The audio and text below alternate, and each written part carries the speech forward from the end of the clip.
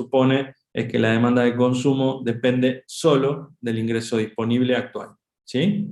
Obviamente que la tasa de interés debería incidir en el consumo, las expectativas, la oferta de financiamiento, pero digo, el recorte que elige hacer de la normalidad el modelo keynesiano simple es suponer que la demanda de consumo depende exclusivamente del ingreso disponible, ¿sí? Y el ingreso menos el pago de impuestos y las transferencias que reciben los hogares, ¿sí? Ese ingreso disponible es el que va a afectar el consumo, ¿sí? Ahora les cuento que es C sub 0, pero quedémonos con C sub 1 y multiplicando el ingreso disponible, ¿sí? C sub 1 es lo que se llama la propensión marginal a consumir, ¿sí? Me dice qué porcentaje de mi ingreso disponible destino al consumo, ¿sí? C1 tiene que ser mayor que 0 y tiene que ser menor que 1. A nivel macroeconómico, no van a encontrar nunca una economía que consuma el 100% de su ingreso disponible, ni tampoco una economía que consuma 0 del ingreso disponible. Por eso es que sabemos que C1 va a estar entre 0 y 1, ¿sí? ¿Cómo se imaginan que es el valor de esta propensión marginal a consumir en una economía desarrollada? Alta. Cerca de 1 más cerca de 0. Más Más cerca de cerca de 1. uno. Yo me imagino más baja que las economías subdesarrolladas. Sí, yo también más baja. Más Porque en bajo. las economías Pero no más cerca de subdesarrolladas, cero.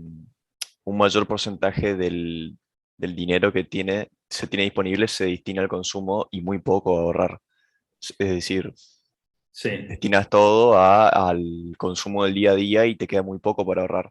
En cambio, en una economía desarrollada podés tener más posibilidades de ahorrar. Claro. Exacto, exacto. Lo que uno espera encontrar y lo que se puede encontrar es que cuando uno estima esta propensión en las economías desarrolladas está más cerca de 0 que en las economías emergentes o en desarrollo, que está más cerca de 1, ¿sí?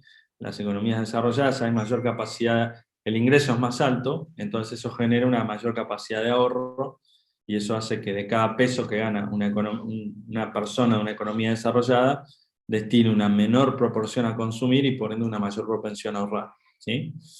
En una economía en desarrollo es menor el ingreso y eso genera que la capacidad de ahorro también sea menor. Por ende, por cada peso que gana una persona de una economía en desarrollo, es mayor su propensión a consumir, ¿sí? Una cuestión con eso, porque yo recuerdo que el cuatrimestre pasado estaba leyendo un libro de macroeconomía, no me acuerdo el título, que hablaba de en los 70, 80, 90 de los tigres asiáticos, como a pesar de que eran economías en desarrollo, tenían tasas de ahorro, que me imagino que es la contracara del el consumo, la proporción a consumir, Sí. altísimas. Entonces, eso también tiene un factor cultural muy importante, Claro, la propensión que tienen a consumir cada cultura. sí, hay también cuestiones culturales. Generalmente las economías asiáticas tienen más propensión a ahorrar que el resto de las economías, pero digo, si uno lo piensa en términos de nivel de ingreso, los países, los que tienen mayor nivel de ingreso tienen mayor propensión a ahorrar que los países de menor nivel de ingreso. Incluso si ustedes hacen esta estimación para los distintos deciles de ingreso de Argentina, lo que van a encontrar es que las familias con menores niveles de ingreso destinan el 100% de su ingreso a consumir, tienen un C1 igual a 1, y las familias de mayor nivel de ingreso tienen un C1 más bajo. Tienen capacidad de ahorrar y eso hace que no destinen el 100% de su ingreso disponible a consumir, ¿sí? Pero claramente también influyen otros factores, hay cuestiones culturales, hay economías o poblaciones que tienen una mayor tendencia a ahorrar que otras, pero digo, si uno lo ordena por nivel de ingreso, este C1 claramente va a ir disminuyendo en la medida que el nivel de ingreso aumenta, ¿sí? Bueno, me quedaba C0, que es el consumo autónomo, ¿sí? Supongamos que mi ingreso disponible es 0, entonces este componente se apaga, da 0, ¿sí? C1, sea cual sea su valor, por 0 es 0. Entonces, el consumo autónomo me marca la canasta de consumo mínimo imprescindible que voy a consumir por más que mi ingreso disponible sea cero, ¿sí? ¿Cómo la voy a financiar? La voy a financiar con mi ahorro pasado o con deuda, ¿sí? Pero de alguna forma voy a financiar este consumo mínimo, indispensable, que necesito para sobrevivir, ¿sí? Entonces, lo que me marca este C0 es que por más que el ingreso disponible sea cero, las familias o el sector privado va a consumir alguna canasta mínima que va a financiar de alguna forma, con su ahorro pasado, ¿sí? Como yo ahorro siempre parte de mi ingreso disponible, eso me sirve para financiar C0 si me quedo sin ingreso, algún endeudamiento, algún préstamo de algún familiar o lo que sea, ¿sí? Obviamente, en términos macro, el ingreso disponible nunca va a ser cero. No hay ninguna economía que tenga un producto cero, un PBI cero. Entonces, digo, esto tiene más lógica C0 a nivel individual que a nivel macro, pero nada, lo incluimos para reforzar esa idea de que por más que el ingreso disponible sea cero o sea muy bajo, hay cierta capacidad de consumo que viene con financiamiento distinto del ingreso disponible, obviamente sin vulnerar la restricción presupuestaria. Bueno, esta es la función de consumo que acabamos de presentar, ¿sí? Acá tienen el consumo autónomo, ¿sí? Por eso es que por más que mi ingreso disponible sea cero, yo voy a consumir una cierta cantidad de bienes, ¿sí? Y a partir de ese punto, fíjense que siempre que aumenta el nivel de ingreso, el consumo aumenta en una proporción menor, porque C1 es menor que 1, pero obviamente el sendero de crecimiento del ingreso, ¿sí? Lo que determina la pendiente de esta curva, si es más o menos inclinada, es el valor de C1. Mientras mayor sea C1, más pendiente va a tener esta curva, mientras menor sea C1, más chatita va a ser esta curva, ¿sí? Bueno, y lo que nos queda es hacer una hipótesis sobre cómo esperamos que se comporten los planes de inversión y los planes de consumo público, ¿sí? ¿Se acuerdan que, digo, esto que presentamos acá es una identidad, estos son los resultados? Ahora lo que estamos viendo son los planes, ¿sí? Esto es el consumo realizado, la inversión realizada, el, el consumo público realizado, ¿sí? Ex post, y lo que estamos haciendo ahora es construir los planes, ¿sí? Estamos dándole hipótesis de cómo esperamos que se comporten los planes de los consumidores, ¿sí? Al consumo privado dijimos que depende del ingreso disponible y nos queda darle vida a la inversión planeada y al consumo público planeado, ¿sí? Para la inversión, por ahora vamos a suponer que es exógena, esto es que no se determina, no la vamos a determinar en el modelo, no la vamos a explicar qué pasa, de qué dependen esos planes. Y esta idea de inversión exógena ya está en la teoría general de Keynes, que tiene que ver con la idea de animal spirits, ¿sí? Esa idea de que los empresarios, los inversores siguen instintos animales, entonces de repente se lanzan a comprar máquinas o a construir fábricas porque intuyen, porque huelen que viene un ciclo de crecimiento de la economía y por algún motivo también ese instinto animal los lleva a cortar las inversiones drásticamente porque quizás prevén que se viene una caída del nivel de actividad, ¿sí? Entonces, como esto, si respetamos esta idea de los instintos animales, esto no lo podemos modelizar, no le podemos dar un sentido, por eso decimos que es exógeno, ¿sí? Sabemos que la inversión va a cambiar, ¿sí? Va a tener estas oleadas de inversión y cortes de inversión por los instintos animales, pero no lo podemos explicar en nuestro modelo. Por eso es que los planes de inversión son exógenos, ¿sí? ¿La vamos a modelizar más adelante la inversión o va a ser a lo largo del curso exógena? Le vamos a dar un comportamiento que va a depender de los mercados financieros, de alguna variable de los mercados financieros. Entonces eso nos va a requerir construir los mercados financieros para ahí sí hacer que la inversión sea endógena, ¿sí? Esto lo vamos a sostener muy poquito. No lo vamos a ver desde el lado de, no sé, tasa de ahorro o cosas de ese estilo. A ver, la inversión va a depender de una variable de los mercados financieros, que es la tasa de interés, y la inversión tiene que tener, lo vamos a ver más adelante, si no hoy el martes, la inversión tiene que tener una relación con el ahorro, ¿sí? Eso lo vamos a ver, no creo que hoy, sino el martes. Pero una cosa es de qué depende la inversión, que va a ser de la tasa de interés en un par de semanas, y después la inversión, para que haya equilibrio en el modelo, va a tener que ser consistente con la tasa de ahorro, con el nivel de ahorro de la economía. Eso lo vamos a ver el martes, ¿sí? El tercer componente, que es el consumo público y los impuestos y las transferencias, es decir, todas las herramientas de la política fiscal, todos los resortes que maneja el gobierno, cuánto gasta en consumo, cuánto en transferencias y cuánto recauda, vamos a suponer que son exógenos a lo largo de todo el curso, ¿sí? ¿Por qué es esto? Porque primero que necesitamos una variable que sea exógena para hacer los ejercicios de política que vamos a hacer, y esa variable van a ser las variables que hacen a la cuestión fiscal, ¿sí? A los ingresos y egresos del gobierno. Y por otro lado, porque precisamente lo que estamos estudiando es cómo el gobierno puede intervenir para, como vimos en la primera clase, para evitar las fluctuaciones, ¿sí? Cuando la economía está creciendo para arriba de la tendencia, para frenarla, y cuando está creciendo por debajo, para empujarla, ¿sí? ¿Y cuál es una de esas grandes herramientas que tiene el gobierno? Es la política fiscal. Por eso es que vamos a suponer siempre que el consumo público, las transferencias y los impuestos son exógenos, porque son las herramientas que va a tocar el gobierno, los botones que va a tocar para tratar de estabilizar la economía, ¿sí? Entonces tiene todo el sentido que esas sean las variables exógenas por antonomasia de este modelo, ¿sí?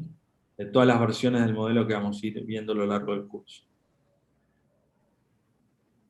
Bueno, y entonces nos queda una ecuación de comportamiento para la demanda agregada que tiene al consumo, ¿sí? Con un componente exógeno, el consumo autónomo, y después otro componente que depende del ingreso, que es una variable endógena, ¿sí? De los impuestos y de las transferencias, que como dijimos recién son exógenas. Y a eso le sumamos la inversión planeada exógena y el consumo público planeado exógeno, ¿sí? Esta es la demanda, la ecuación de comportamiento para la demanda que construimos, en la cual básicamente todo es exógeno, está explicado fuera del modelo, excepto por la relación entre el consumo y el ingreso, que es una variable endógena, que va a ser la variable endógena de nuestro modelo, es el nivel de ingreso, ¿sí? Profe, ¿qué eran las rayitas arriba? Me marca que son exógenas. Dale. Esto quiere decir que es una variable exógena, ¿sí? Y entonces, lo que nos queda es introducir una condición de equilibrio, que acá la vemos, que es que el nivel de ingreso o de producto sea igual a la demanda agregada, ¿sí? Por eso hay dos rayitas acá. Esto es una ecuación de equilibrio, una condición de equilibrio. Lo que estamos diciendo es que en nuestro modelo va a haber equilibrio, va a haber consistencia de planes, cuando el ingreso o el producto o la producción sea igual a la demanda agregada, ¿sí? En ese caso se van a cumplir los planes de todos los agentes de la economía, consumidores, inversores, gobierno, y acá tenemos en todo caso a los productores u oferentes, ¿sí? ¿Qué quiere decir esta condición de equilibrio? Quiere decir algo muy fuerte, que es que no hay acumulación involuntaria de inventarios, ¿sí? ¿Qué quiere decir eso? La acumulación involuntaria de inventarios es cuando yo quiero producir cierta cantidad de bienes y vender esa cantidad de bienes y la demanda es menor, ¿sí? Si eso ocurre, yo voy a quedarme con productos sin vender, es decir, voy a aumentar mis inventarios, pero involuntariamente, ¿sí? Es distinto cuando yo, no sé, tengo una fábrica, una concesionaria de autos y me doy cuenta que estoy trabajando con stocks muy bajos, entonces decido voluntariamente trabajar con más stocks. Entonces voy a comprar más autos de los habituales para engordar mi stock, ¿sí? Eso es acumulación voluntaria, yo quiero tener más stocks. Distinto es si yo compro la misma cantidad de autos que siempre en la terminal y me quedo con, no sé, 100 autos más de los que querría tener, de los que tengo habitualmente en stock. Eso que es una acumulación involuntaria de inventarios, ¿sí? Si sucede eso, la producción es mayor que la demanda. Cuando yo digo que la producción es igual que la demanda agregada, lo que estoy diciendo es que no va a haber acumulación involuntaria de inventarios, ¿sí? Que todo lo que las empresas quieren producir y vender, lo van a poder vender porque van a tener una demanda acorde a esos planes que tienen los oferentes, ¿sí? Una pregunta. Dale, ahora quédense con esa idea en la cabeza porque vamos a ver que cuando planteemos una de las derivaciones de este modelo, que es el multiplicador, van a ver que si no se cumple esto, todo el proceso de expansión de la economía que está implícito en este modelo no se cumple. Dale. No, yo más que nada, algo de la pantalla, en el paréntesis que dice I menos T más TR, ¿es el S más, no era un menos en la diapositiva anterior o yo lo copié mal? A ver. No, siempre fue más. Ah, no, ok, ok. Bueno, gracias. Sí, porque vos le tenés que sacar los impuestos, que es poder adquisitivo que el sector privado cede al gobierno, y sumarle las transferencias, que es lo que el gobierno le pasa al sector privado. Claro, perfecto. Bueno, entonces, acá lo que hacemos... Dale. Sí. Tenía una pregunta. Inversión planeada exógena y el consumo público, ¿cómo era? ¿Que habías dicho? Que también es exógeno. Ah, listo. Gracias. Yo tenía también una pregunta con Dale. respecto a, porque ahí dice que, a ver, me cuesta articularlo, que si tenemos una proporción marginal a consumir que afecta cuánto del ingreso se está destinando justamente a consumir y tenemos un nivel de producción, lo que a mí me hace ruido es la parte de que una parte de ese ingreso que se está ahorrando.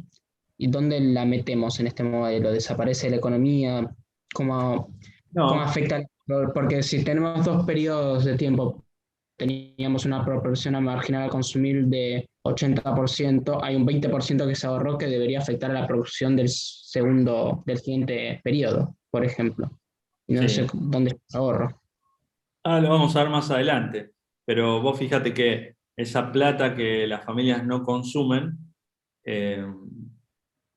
por un lado, fíjate que hay impuestos estos de transferencias, que es plata que recibe el gobierno que va a financiar esto, ¿sí? Y después tenés que el ahorro, de alguna forma, ahora lo vamos a mostrar, no sé si hoy o el martes, va a estar financiando la inversión. Se supone que vos, con tu ahorro, no sé, lo llevas al banco, compras algún bono, compras alguna acción, y eso hace que la empresa pueda financiar su inversión, ¿sí? Entonces, de alguna forma ese ahorro va a entrar acá, va a entrar acá o acá, en I o en G, va a financiar I o G, y eso va a hacer que el ingreso sea igual a la suma de estos tres componentes, ¿sí? O sea, no es plata perdida el ahorro, no es plata que sale del circuito, sino es plata que va a entrar al circuito no por el lado del consumo, sino por el lado de los otros componentes de la demanda. Claro, perfecto, ok. Igual ahora por eso, el martes vamos a ver cómo queda bien explícito el rol que juega el ahorro, que acá no está, porque acá no vemos ninguna variable que sea el ahorro. Sí sabemos que como C1 es menor que 1, el ahorro existe, pero no lo vemos, pero el martes lo vamos a ver. Bueno, y entonces, si yo parto de la condición de equilibrio en la cual reemplacé a Z por la ecuación de comportamiento de la demanda, ¿sí? Lo que puedo ir haciendo es jugando con descomponiendo esta condición de equilibrio, ¿sí? Separo C1, lo multiplico por I, por T, por las transferencias, y después lo que hago es llevar C1 por I al lado izquierdo, entonces me queda I menos C1 por I, y del otro lado todas las variables exógenas, ¿sí? Saco factor común I, y entonces después lo que hago es pasar 1 menos C1 dividiendo al lado derecho, y me queda entonces que el ingreso de equilibrio es igual a la suma de todas las variables exógenas por el lado de la demanda, consumo autónomo, menos C1 por los impuestos, más C1 por las transferencias, más inversión, más consumo público, todo eso dividido 1 menos C1, y eso no es otra cosa que el ingreso de equilibrio, ¿sí? Pregunta, ¿el ingreso de equilibrio es mayor, igual o menor que la suma de todos estos componentes exógenos?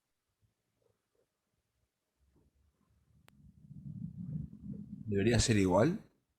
¿Es igual? Si es igual es porque C1 es igual a 0. ¿Sí? Porque no hubo consumo.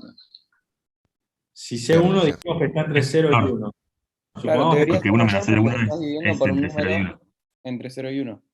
exacto, supongamos que C1 es 0,5 para darle un valor, ¿sí? 1 menos 0,5 me da 0,5. Entonces todo esto dividido 0,5 va a ser implica que el producto es el doble de todo lo que está acá, ¿sí? O sea que el ingreso de equilibrio es mayor a la suma de todos los componentes exógenos de la demanda agregada, porque precisamente está dividido por un número que es menor que 1, ¿sí? 1 menos C1 tiene que ser menor que 1. ¿Sí? Bueno.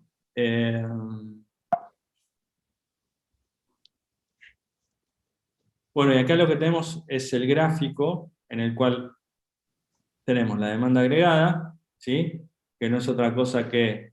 perdón, esto es el gasto autónomo, ¿sí? Lo que está acá arriba en esta ecuación, en esta condición de equilibrio.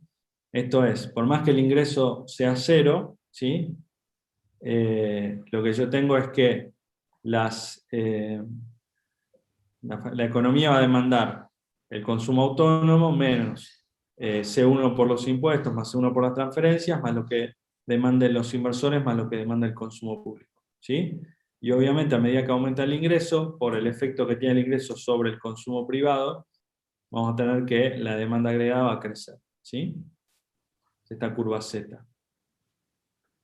Y acá esta curva de 45 grados es la condición de equilibrio. La condición de equilibrio me dice que todo producto va a ser igual a la demanda, o toda demanda va a ser igual al producto.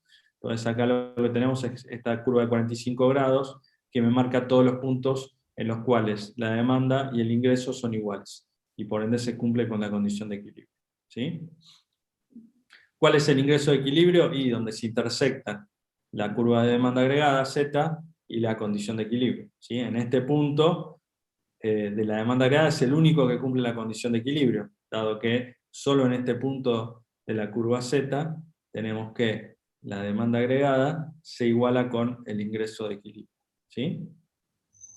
Es el mismo punto o es el mismo nivel de ingreso que acabamos de deducir acá aritméticamente, ¿sí? ¿Podrías volver a repetir esa parte que me confundí un poco? Ahora, ustedes tienen la demanda agregada, ¿sí? Que es esta demanda que tenemos acá, los planes de los consumidores, de cuántos bienes van a comprar, de inversores y de consumo público, ¿sí? Si el ingreso es 0, estamos acá, ustedes saben que por más que el ingreso sea 0, van a tener una demanda, un nivel de demanda positivo dado por consumo autónomo, los impuestos, las transferencias, la inversión y el consumo público, ¿sí? A medida que crece el ingreso, lo que va a pasar es que va a aumentar el ingreso disponible y ustedes van a destinar al consumo parte de ese ingreso disponible. Por eso es que la demanda agregada va creciendo conforme aumenta el nivel de ingreso, ¿sí? Ahora, para cumplir con la condición de equilibrio, nosotros necesitamos que la demanda sea igual al nivel de ingreso, ¿sí? Y eso es lo que me muestra esta curva de 45 grados, ¿sí? 45 grados implica que X es igual a Y en todos los puntos de la curva, ¿sí? Entonces, ¿dónde hay equilibrio? Donde se cruzan las dos curvas. ¿Por qué? Porque solo este nivel de ingreso o de demanda agregada, ¿sí?, permite cumplir con la condición de equilibrio. Solo al nivel de ingreso, demanda agregada ZE o IE, tenemos precisamente que la demanda agregada ZE es exactamente igual que el nivel de ingreso IE, ¿sí? Si yo estoy en este punto, por ejemplo, de la demanda agregada, lo que tengo es un nivel de demanda agregada, ¿sí?, y un nivel de ingreso que claramente no son iguales, ¿sí?, porque la recta de 45 grados está por arriba. Y si estoy acá, tampoco cumplo la condición de equilibrio, porque este nivel de demanda agregada, ¿sí?, se corresponde con este nivel de ingreso, y la curva de 45 grados que está abajo me muestra que a este nivel de ingreso, por ejemplo, este es el nivel de demanda agregada que sería igual al nivel de ingreso este, ¿sí? Entonces, solo en este punto, donde se cruzan las dos curvas, tengo que, estoy sobre la curva de demanda agregada, ¿sí?, estoy reflejando los planes de los agentes, y esos planes son consistentes con el nivel de ingreso o el nivel de producción de la economía, ¿sí? En cualquiera de estos puntos de la demanda agregada, o en cualquiera de estos puntos que están acá, a la izquierda o a la derecha del punto de equilibrio, no tengo igualdad entre la demanda y la producción o el nivel de ingreso, y por ende estoy vulnerando la condición de equilibrio, ¿sí? Hay parte de los planes de los agentes que van a ser inconsistentes, ¿sí? Profe, Dale. si vos tenés menos ingreso o ingreso cero, Sí. el gasto autónomo sería una línea horizontal. Vos partís de acá, ¿sí? Estarías en este punto. Con ingreso cero, tu nivel de demanda agregada es este. Vos partís de acá. O sea, toda esta suma de componentes autónomos o exógenos, lo que te hace es marcarte de dónde arranca tu curva Z de demanda agregada. Y la pendiente te la da la propensión marginal a consumir. Ok, gracias. De nada.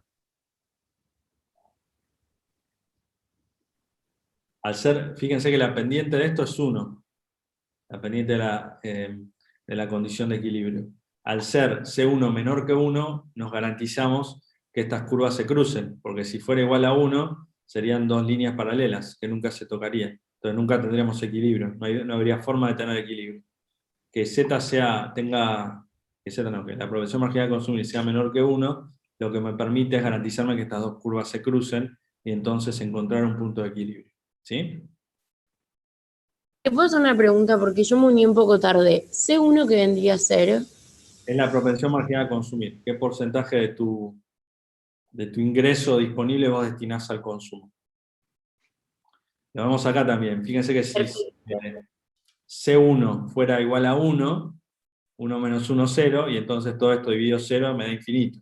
Entonces no tendría forma de encontrar el ingreso disponible, el ingreso de equilibrio, ¿sí? Por eso es que es fundamental que C1 sea menor que 1, y eso en términos macro va a pasar siempre. Nunca, en ninguna economía, por más pobre que sea, en términos macro van a tener que todo el ingreso se destina a consumo, ¿sí? Siempre va a haber algún agente o algún conjunto de agentes con capacidad de ahorro, y eso les permite que C1 sea menor que 1, ¿sí?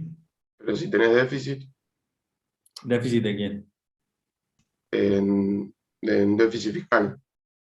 No importa, digo, el consumo privado del ingreso disponible de las familias o del sector privado siempre va a destinar una parte de su ingreso al ahorro, ¿sí?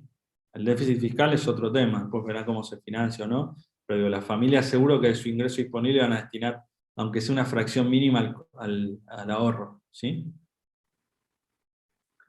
Bueno, está por cortar esto, son 9:38, cortamos ahora y retomamos en 2 minutos, 9:40, y seguimos adelante un poquito más, y después seguimos el martes, ¿sí?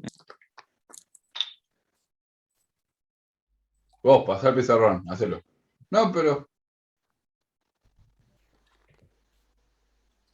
Bueno, arranquemos.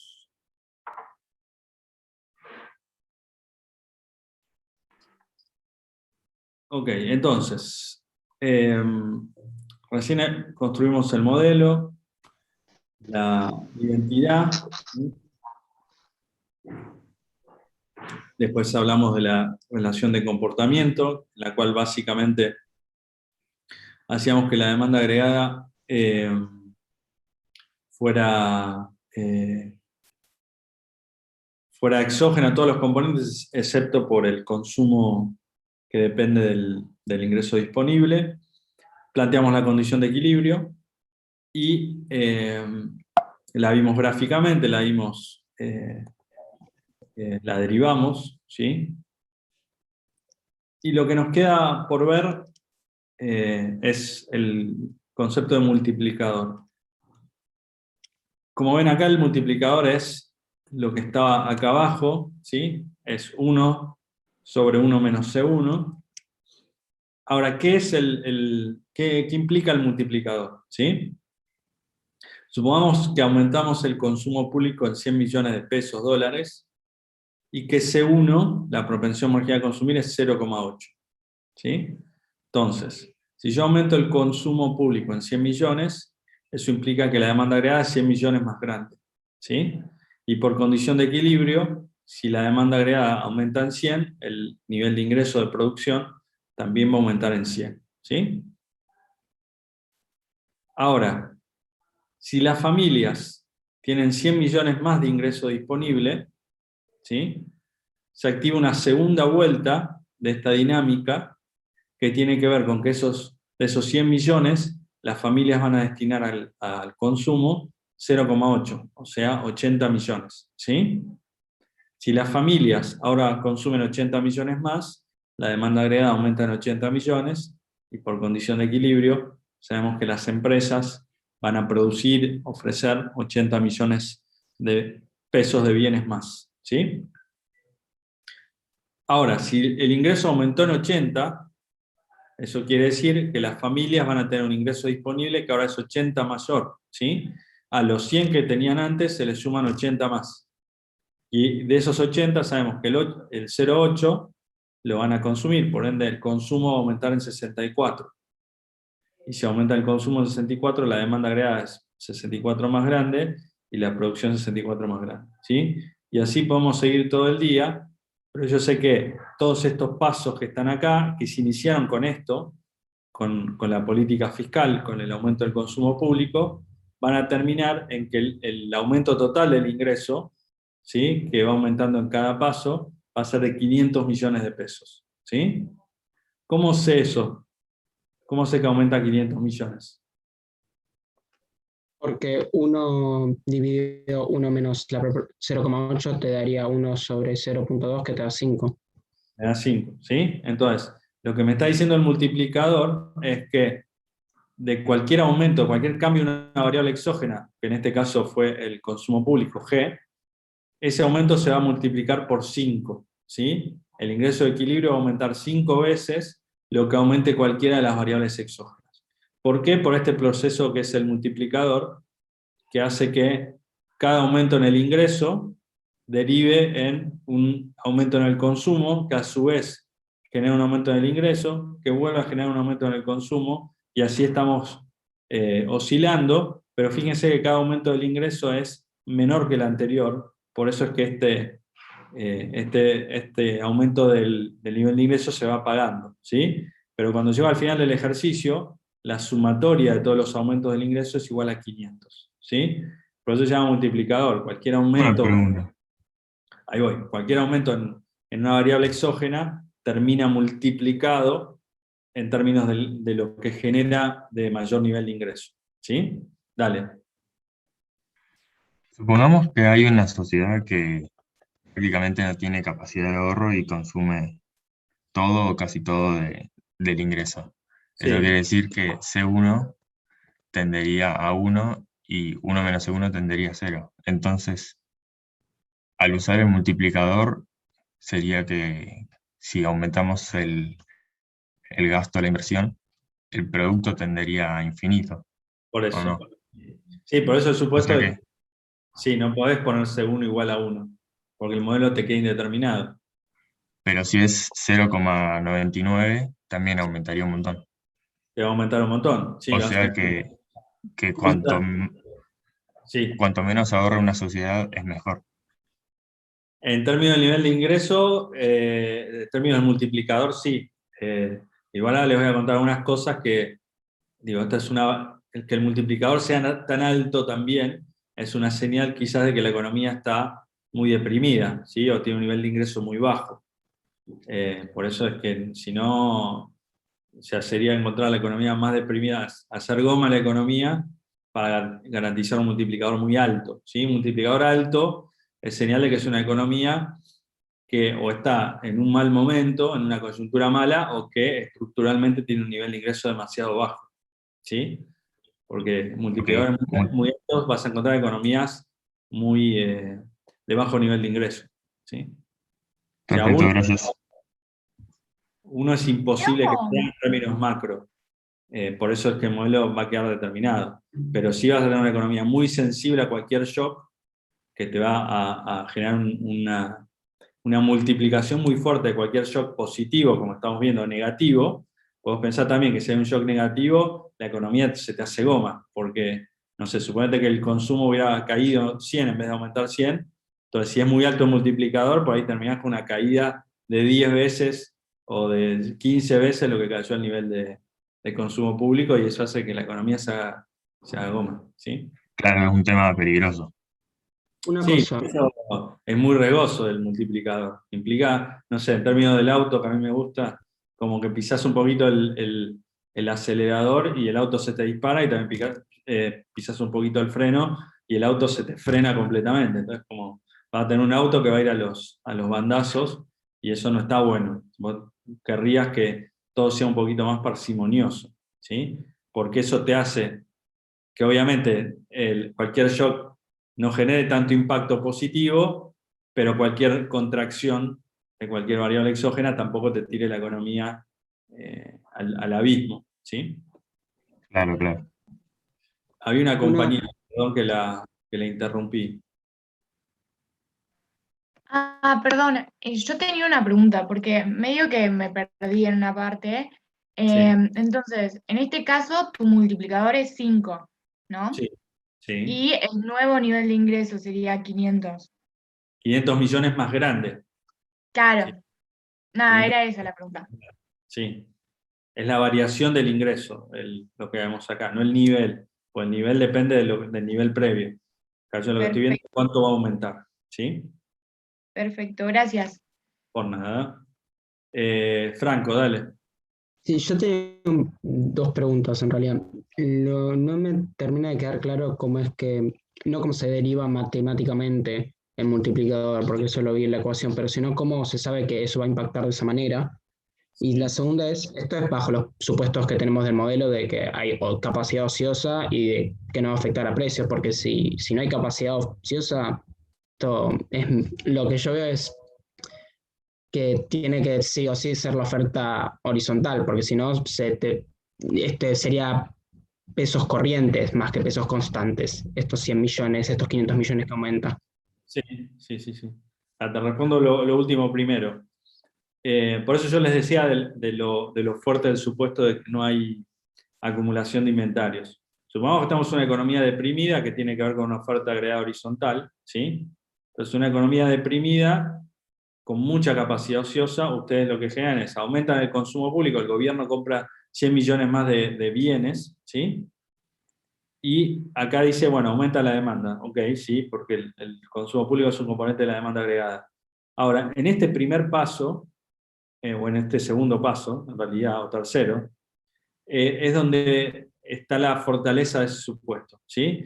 Porque ustedes suponen que una economía muy deprimida, en la cual la demanda agregada aumenta en 100, la producción también va a aumentar 100. Lo habitual que sucede en una economía muy deprimida es precisamente que hay muchos inventarios, muchos stocks. Entonces la empresa lo que va a hacer cuando le aumenta la demanda es liquidar stocks. Entonces no va a aumentar la producción. Lo que va a pasar es que se va a trabar acá el multiplicador, porque las empresas van a liquidar stocks, ¿sí? Supongamos que no hay stock por algún milagro, ¿sí? También es raro que la empresa aumente la producción, perdón, no que aumente la producción, que aumente el nivel de ingreso, porque lo que va a pasar es que la empresa va a usar los recursos que tiene ociosos, el trabajo y el capital, para producir más. Entonces, si aprovecha recursos ociosos, el nivel de ingreso no aumenta, ¿sí? Porque yo no le voy a pagar más a los trabajadores para que trabajen plenamente porque no están trabajando, ¿no? O no voy a gastar más en máquinas porque las máquinas están siendo subutilizadas. Entonces, cuando arranca la producción, ese arranque en la producción no necesariamente va a ser igual a un aumento en el nivel de ingreso, ¿sí? Porque no pago más salario ni pago más, ni gasto más en maquinaria, ¿sí? supongamos de vuelta que se produce un milagro y que la empresa para producir más necesita contratar más gente o pagarle más salarios, ¿sí? Cuando a la familia le llegan los 100 millones adicionales de ingreso, ¿sí? Porque hay más empleo, más gasto en maquinaria, lo que fuera, ¿sí? También es raro que las familias en ese contexto de crisis destinen lo que hacen tradicionalmente al consumo. Lo que puede pasar es que preventivamente las familias se guarden esos 100 millones adicionales para eventualmente financiar una caída en su nivel de ingresos, que es probable en un contexto de una economía como esta. Entonces, todos estos pasos que da el multiplicador dependen de que no haya inventarios y que la firma, cuando necesita responder a un aumento de la demanda, lo haga con más producción y genere más ingresos, ¿sí? Eso contradice la idea precisamente de que hay mucha capacidad ociosa. En un contexto de capacidad ociosa, la atención de la mayor demanda se hace con stocks, y cuando las empresas producen más, no hay aumento del ingreso porque las empresas no pagan más salario ni contratan más gente, ¿sí? Entonces, toda esta dinámica depende de un supuesto fuertísimo, que es que no hay inventarios, pero que a su vez es un supuesto incompatible con la idea de que hay mucha capacidad ociosa, ¿sí? ¿Se entiende? Entonces, como que estoy emparchando todo para que funcione como yo quiero que funcione. Pero es ilógico que funcione así en un contexto de mucha capacidad ociosa, ¿sí? Además, también está el tema de dónde salen esos 100 millones, porque si los saca de impuestos, está quitándole ingresos a las familias, y si los imprime, bueno, veremos el impacto que tiene eso también en materia de precios. Sí, acá no hay mercado financiero todavía, así que no hay emisión de dinero. Lo puede haber financiado con impuestos, que acá no lo vemos. Tendríamos que haber puesto, si aumenta G y cae y sube T, acá este efecto no va a ser de 100, entonces tendríamos que haberlo explicitado. Entonces, si no lo explicitamos, la única candidata que nos queda es que haya aumentado la deuda del gobierno, que el gobierno haya emitido deuda para financiar este aumento del gasto. Eso lo vamos a ver el martes también. Yo recuerdo que había un libro creo que de Krugman, que tuve que leer el año pasado para la parte de macro, cuando hacíamos la introducción, que hablaba de este mecanismo del multiplicador, que también lo miraba desde el punto de vista de qué pasa si aumentamos el gasto, o qué pasa si para estimular la economía reducimos los impuestos. Pero decía que el efecto que tenía reducir los impuestos era menor, porque te salteabas el primer paso, que era que el gobierno invierta esos 100 millones. Sí. Entonces arrancas desde el renglón de abajo, entonces sería, en vez de 500, sería 400. Sí, a ver, por un lado eso, y por el otro lado que también, cuando el gobierno toca G, toca directamente la demanda agregada. Si vos lo que haces es bajar impuestos, vos no tocás la demanda agregada, vos lo que haces es aumentar el ingreso disponible. Y vos necesitas que ese mayor ingreso disponible las familias lo consuman, para ahí sí tocar a la demanda agregada. Entonces el efecto de la suba de impuestos, la baja de impuestos, es indirecto. Y en una economía con mucha capacidad ociosa, vos necesitas garantizarte tocar la demanda agregada. Por lo menos dar este primer o segundo paso para ver si esto arranca. Si vos encima haces los pasos previos, te vas más para atrás porque bajás impuestos para que aumente el ingreso disponible, para que eso toque el consumo privado y para que eso toque la demanda agregada, la probabilidad de que alguno no funcione y que no te arranque esto es mucho mayor. Por eso es que el gobierno, al tocar G, se garantiza llegar hasta acá. El tema es después si pasa todo esto. Como te digo, el modelo me dice que va a pasar. El mundo real, o el mundo que es coincidente con lo que me dice el modelo, que hay capacidad ociosa, que la oferta agregada es horizontal, es un mundo en el cual esto tarda mucho en arrancar, ¿sí? O sea, para que la empresa decida producir más y contrate gente, por ahí te pasa mucho tiempo. Necesitas sostener mucho tiempo el aumento del consumo público para que finalmente arranque esto, ¿sí? Sí, justamente eso también es otra cuestión, porque yo recuerdo que estaban hablando no me acuerdo si era un artículo periodístico, sobre el plan que tiene la Casa Blanca de aumentar dar un stimulus check para aumentar el ingreso disponible a las familias, bueno, justamente esto, para aumentar la economía deprimida de Estados Unidos. pero también escuché muchas críticas que dicen que la economía ya está en recuperación, entonces si vos ahora apretás el acelerador, se te puede hacer sobreexpandir, o sea, te vas de la línea de la tendencia para arriba. Sí, exacto. Entonces también tiene un problema de que tenés que timearlo bien. Sí, probablemente en un contexto en el cual la economía ya está saliendo, todo esto va a ser más rápido, porque las empresas no tienen tanto stock, porque para producir más necesitan contratar más gente o pagar más salarios. Entonces todo esto va a funcionar bien, pero el tema es que te lleva la economía para arriba de la tendencia, ¿sí? Entonces ahí, digo, lo bueno es por eso que el multiplicador funciona bien cuando la economía no está tan lejos de la tendencia, cuando no hay tanta crisis, pero a la vez te puede llevar por arriba de la tendencia, ¿sí? Ahí tienes otros problemas que después vas a tener que justamente recortar para poder volver a tu tendencia, y eso te puede volver a causar una recesión. Sí, exacto. Sí. Sí, cuando la economía se está moviendo hacia arriba, no tiene mucho sentido que haya una política expansiva, pero bueno, esos son problemas de Estados Unidos. Ojalá nosotros tuviéramos esos problemas.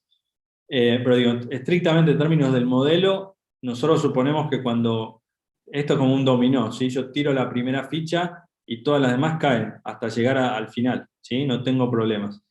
En el mundo real, y particularmente en el mundo que me describe este modelo, uno puede pensar que hay alguna ficha que se va a trabar, que la candidata es esta, ¿sí? Y si se me traba esta ficha, no llego al final, ¿sí? Y puede ser que esa ficha, para destrabarse, para caer, tarde mucho tiempo, ¿sí? De hecho, hay mucha literatura. Digo, este modelo está pensado para la crisis del 30 en Estados Unidos y en el resto de las economías desarrolladas, ¿sí? Y la idea era que con política fiscal ustedes hacían todo este proceso, lograban todo este proceso y que la economía empezara a llegar a acercarse a la tendencia, ¿sí? Pero esto llevó mucho tiempo porque no había tanta confianza en lo que se estaba haciendo como hay hoy a la luz de la evidencia histórica. Entonces lo que pasaba era que asumía algún gobierno que empezaba a transitar este camino, pero se trababa acá, ¿sí? Y como pasaban 2, 3, 4 años que la economía no terminaba de arrancar, ¿sí? Y aparecía por ahí el tema de cómo sigo financiando el aumento del gasto, y esto es innecesario y demás, se volvía para atrás. Entonces la economía nunca terminaba de arrancar, hasta que dicen algunos, el ingreso de Estados Unidos a la Segunda Guerra hace que Estados Unidos tenga que comprar muchos bienes por el tema de la guerra, ¿no? Por una cuestión de política fiscal, y eso hace que en algún momento la duración de la guerra termine de hacer caer esta ficha y que todo el efecto dominó se dé y que la economía de Estados Unidos salga de la crisis del 30 y después de la guerra que también arrastre o empiece a impulsar el resto de las economías desarrolladas, ¿sí? Con planes como el Plan Marshall y demás. Pero digo, esta visión, este primer modelo keynesiano tiene mucho que ver con pensar qué instrumentos o qué políticas había que hacer en un contexto de una economía desarrollada con una crisis muy fuerte, ¿sí? Y ahí aparece la idea de que la política fiscal es la única que puede responder en ese momento, la única herramienta con la que cuenta el gobierno para sacar a la crisis, ¿sí? La evidencia empírica me dice que esto es un proceso muy largo hasta llegar al acumulado. Y ese proceso muy largo requiere que el gobierno tenga la convicción de sostener el aumento del gasto hasta que la economía arranque, ¿sí? Porque si no es como, apretar el acelerador, el auto no responde, ¿sí? Pero si yo después dejo de acelerar, también es imposible que el auto arranque. Entonces lo que enseña la historia es que hay que apretar el acelerador sostenidamente hasta que en algún momento el auto va a arrancar, ¿sí? Pero eso puede llevar mucho tiempo, y acelerar continuamente es costoso. Hay que ver si el gobierno tiene la espalda y la convicción para sostener ese aumento del consumo público, que haga que en algún momento esta ficha caiga y me genere todo el aumento que viene después, ¿sí? El modelo me dice, vos vas acá y todo lo que viene es automático. Sí, dale. Justamente lo que estamos hablando de la capacidad ociosa que tiene que existir, y además si pasa mucho tiempo con una economía deprimida, lo que puede pasar es que sí, tenés un montón de desempleo, pero no tenés capital que te lo pueda absorber. También. Sí, ahí sería que se te caiga la tendencia, que también corría el riesgo la economía de Estados Unidos del 30, pero era como una economía que no estaba estancada, porque era como que de repente se acercaba la tendencia, de repente bajaba y así iba hasta que terminó de arrancar. Por suerte no tuvo daño la tendencia, pero quizás si al principio o a mediados de los 30 se hubiera sostenido este aumento del gasto, hubiera sido mucho más rápida la salida, pero todavía no estaba la teoría detrás, ni la teoría económica, que viene un poquito después, ni la experiencia, obviamente, que hoy todas las economías desarrolladas saben que frente a una recesión, el impulso fiscal tiene que ser sostenido hasta salir de la recesión. Las economías desarrolladas generalmente tienen capacidad de sostener, de endeudarse para sostener el aumento del gasto, así que nada, eso está resuelto, así que solo tener la convicción de empujar a la economía hasta que arranque, ¿sí? El modelo me dice, vos toca acá y todo lo que viene después es automático, ok, nosotros no vamos a manejar en el marco del modelo, pero digo, tengamos en cuenta que hay algo que el modelo no nos cuenta y es eso que les estaba contando, que precisamente en un contexto como este, digo, hay que ver si una de las fichas no se me traba, y es natural que se trabe porque así van a actuar los empresarios y también pueden actuar así los consumidores, que en un contexto de crisis muy alta es difícil que yo automáticamente me llegue más ingreso y lo gaste, porque voy a ser bastante prudente y tratar de ahorrar más quizás, o consumir lo mínimo indispensable pensando que puede ser que la recesión me termine afectando a mí, y entonces necesito ese ahorro para sostener mi consumo si mi ingreso se ve dañado, ¿sí? Entonces se puede trabar acá, se puede trabar acá, pero bueno, el modelo me dice que yo toco acá y esto es efecto dominó, llego acá sin problemas, ¿sí? ¿Estamos hasta acá? Sí, profe. Bueno, entonces, ya pueden ir leyendo el capítulo 3 de Blanchard, que cuenta esto, y el martes que viene hacemos un cierre del modelo, nos quedan ver algunas cositas más, y ya cerramos el modelo. El miércoles, si no recuerdo mal, tienen la práctica con Sol de este primer modelo, o el mercado de bienes en realidad, y después con Juan Pablo y Lucas y Delfina van a empezar a ver los mercados financieros. Así que ya el viernes que viene arrancan con los mercados de dinero y de bonos. Entonces ahí, para la otra semana, ya vamos a tener armado los 3 mercados y vamos a empezar después a ver cómo se interrelacionan los 3 mercados y cómo cuando hacemos alguna política en el mercado de bienes, por ejemplo fiscal, también le vamos a pegar a los mercados financieros y viceversa. Cualquier cambio en los mercados financieros nos va a impactar en el mercado de bienes. ¿Sí? Bueno, estamos acá.